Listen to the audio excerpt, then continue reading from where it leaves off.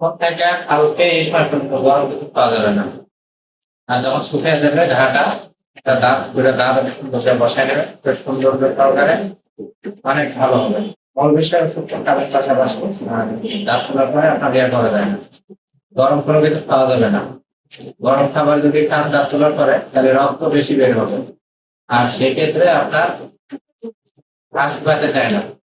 তখন যে ওষুধ লেগে দেবে এত এই ওষুধ হবে না, আরো ওষুধ খাইতে হবে। একটু সাবধানে থাকবেন, যেগুলা দিছি বাসায় যা ফেলে দিবেন, দিয়ে ওষুধ খাইবেন যেটা লিখে দেবেন না। বুঝতে পারছেন?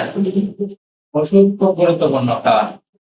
অনেক সময় দেখা যায় যে আপনার বয়সের বার একটু বেশি হলে ভাই ওষুধ লিখে দিচ্ছে, একদিন খেলে খেয়ে যাবে বাবা, আর বেশি খাওয়া যাবে না, এই ভুল করা যাবে না।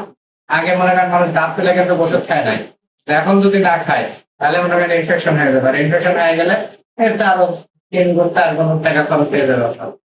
200 টাকা বাঁচাতে 2000 টাকা নেওয়া যাচ্ছে। এই জন্য সাবধান থাকতে হবে।